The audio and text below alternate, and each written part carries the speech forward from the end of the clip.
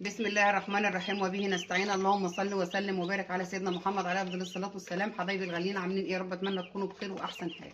جايين من عند كتاكيت البيضه النهارده، اليوم اول يوم. بس طبعا انا التاجر اللي انا بجيب منه طبعا انا ببقى مأكده عليه ان انا ببقى عايزه كتكوت اللي هو ابن يوم، يعني يكون لسه جاي. فطبعا المحل فيه 3 بيقفوا فيه، فاللي انا بجيب منه كان اجازه النهارده، فطبعا اللي موجود جاب الفراخ حطها. طبعا بيبقى في عنده حاجات بايته ليها يوم ويومين، طبعا يعني بيجيب يوزع واللي بيفضل بيحط عنده في الثلاجه. فطبعا النهارده رحت اجيب، فطبعا ايه، لقيت طبعا كتكوت هوريكم كده زي ما انتم شايفين كده. شايفين ريشه قد ايه؟ ده عمره افضل ما يبقى ابن يوم، ده ابن يومين 3. لان المفروض انا ما اجيبش الكتكوت اللي ايه، اللي يبقى عند التاجر بايت. لازم اجيب الكتكوت اللي ما فيش في ريش، في جناحه ريش خالص. ليه بقى؟ انا باخد الكتكوت اللي هو لسه جاي ده، بيبقى لا كل ولا شرب. فكده انا بضمن ان انا بحصنه الاول بالمحلول الجفاف، بعمل له زي غسيل، بديله طاقه، بديله محلول الجفاف دوت جميل جدا. فبديله المحلول الجفاف يا اما عسل اسود. انا بستعمل ايه على المحلول الجفاف، بس لو مش عندي محلول جفاف بستعمل على عسل اسود. بس انا على طول ببقى مخليه علبه المحلول الجفاف عندي، لان طبعا بجيب دوره ورا دوره. فطبعا لما جاء يعني لقيته كده فخلاص جبته، بس يعني قعدت انقي منه وارجع اللي مريش، فده جه كده معانا. يعني يمكن عشان ايه، ان انا برضو ايه او اعرفكم ان المفروض ان الكتكوت اللي زي ده ما يجيش برضو في الدوره اللي قبل دي.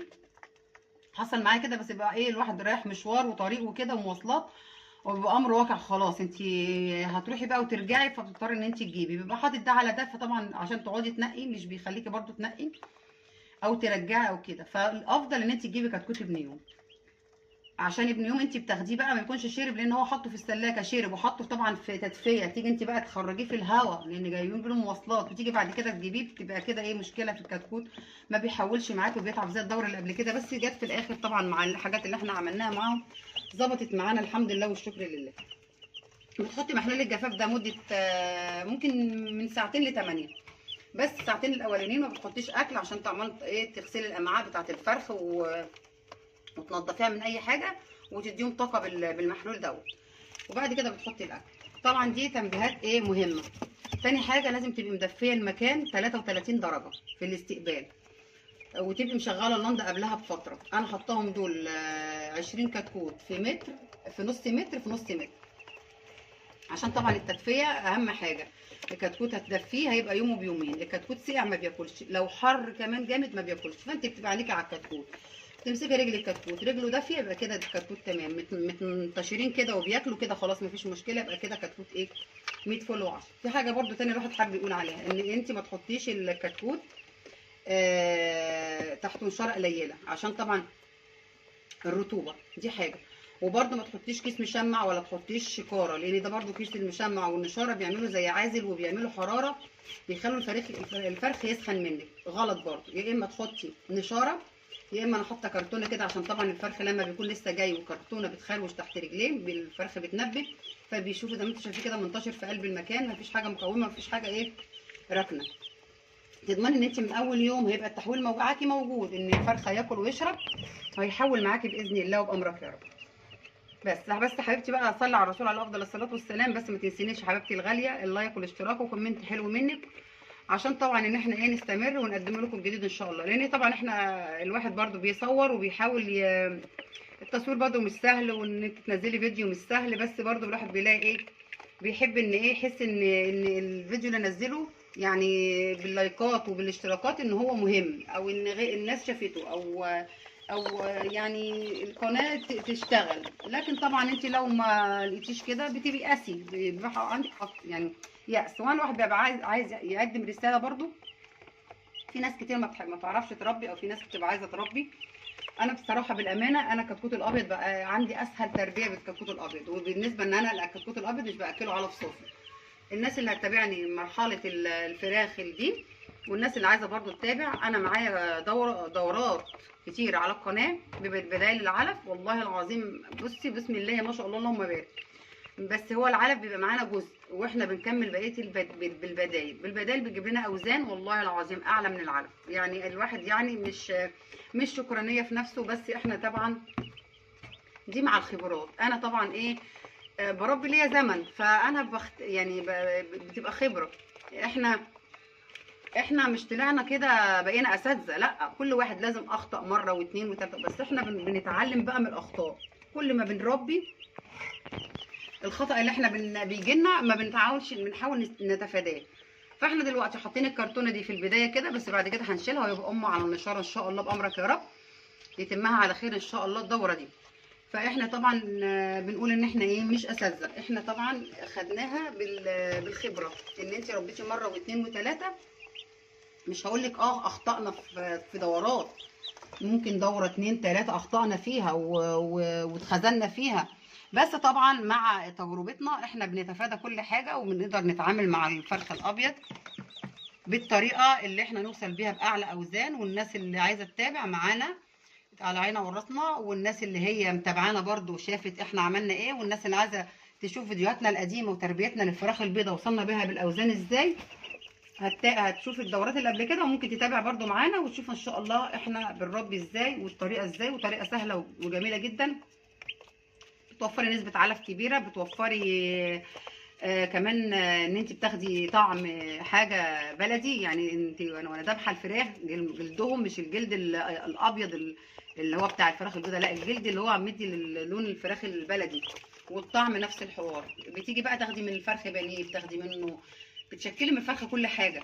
فاحنا طبعا ومع البدايل، يعني انت مع البدايل، الناس بقى بتقول البدايل ما بتجيبش، لا، عن تجربه. احنا قلنا ايه، احنا بنجرب، احنا ما بناخدش الامور كده من غير تجربه، لا، بجرب، فما بجرب بعرف، من غير ما اجرب مش هعرف. فالناس اللي هتجرب وهتشوف، بس ايه، يا ريت اللي يجرب ويستفاد، يعني يا ريت ايه دعوه من قلوبكم كده ان ربنا يشفيني ويشيل عني. بس هو ده اللي انا طالباه. بس انا ايه ببقى عايزه رساله اقدمها لاي حد عايز يربي ما يقاسش. ودوره الفراخ البيضاء بتبقى 30 يوم، 30 يوم ممكن تديك 2 كيلو و2 وربع و2 ونص كمان. 35 ممكن تديك 3 كيلو و3 الا ربع، 3 و3 كمان و3 بس طبعا احنا البدايل احنا بنديها لهم طبعا، هتشوفوا معانا احنا بنعمل بطريقتنا ازاي مع البدايل، عشان البدايل مش اي بداله تتحط، مش اي طريقه تحطي لها البدايل اللي هي تحول معاكي بسرعه يعني اوزان. فالبدايل لها طريقه تتعامل بيها، عشان طبعا في الفرخ الابيض مش زي الفرخ البلدي. الفرخ البلدي ممكن تديله بدايل باي طريقه، لكن الفرخ الابيض البدايل بتاخده بطريقه معينه.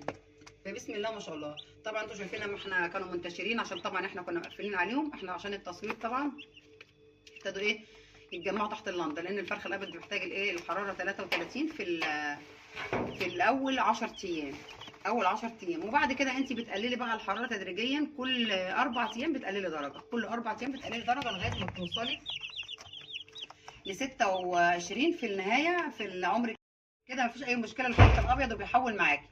فاحنا طبعا هنحاول نحافظ على الفرخ الابيض بالطريقه اللي احنا بنقول عليها دي، هتوصلوا ان شاء الله بالاعلى اوزان اللي كانت معانا في الدوره اللي قبل دي بامرك يا رب. فاحنا طبعا بنحاول نقدم كل خبراتنا وكل تجرباتنا، لان احنا طبعا من الخبره دي بتتاخد من زي ما قلنا من الايه من التجارب. فكل خبراتنا وكل تجاربنا اللي احنا جربناها وكل الحاجه اللي احنا عملناها وطلعنا بيها بنتيجه كويسه بالامانه بنحاول نوصلها لغيرنا، عشان طبعا ايه كل واحد بيعمل حاجه بياخد اجر من ربنا. عاملين زي ايه، زي الصدقه الجاريه.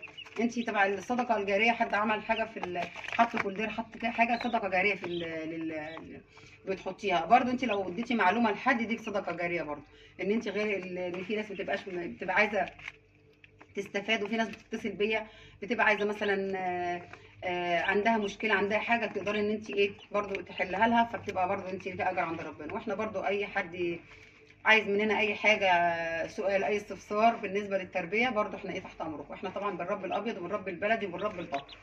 فطبعا الحاجه دي كلها خير في بيوتنا يا جماعه. انت لما تجيبي، انا بصوا انا حاطه دي في طرقه مطبخ، يعني في حته كده صغيره. انا طبعا بحضنهم هنا، وبعد كده بقى بطلعهم في مكان تاني عندي قدام الشقه كده، عملتهم سلكه كده برضو باخدهم لغايه ما يكبروا. فيعني ايه مش هتغلبي انت المكان ده. لو انت عندك 5 فرخات هتربيهم في نص متر في نص متر. ال5 فرخات دول هتقطعيهم، هتخليهم لما يبقوا 3 كيلو ولا 3 ونص هيكفوكي الشهر كله. طبعا الواحد مش هياكل الشهر كله فراخ، هتاكلي فراخ مره، لحمه مره، سمك مره، فانت هتشكلي. فطبعا الفراخ ايه، هتعملها منها بانيه، هتعملها منها دبريس، هتعملها منها كذا حاجه. يعني نصيحه يعني عن امكم او عن اختكم، ان لازم ان انت تربي في اليمن في الزمن ده. وكمان عشان تاخدي الطعم اللي احنا بنقول عليه، الطعم الجميل بتاع زمان اللي احنا افتقدناه. احنا الطعم اللي افتقدناه بتاع زمان ده، انا من بتوع زمان.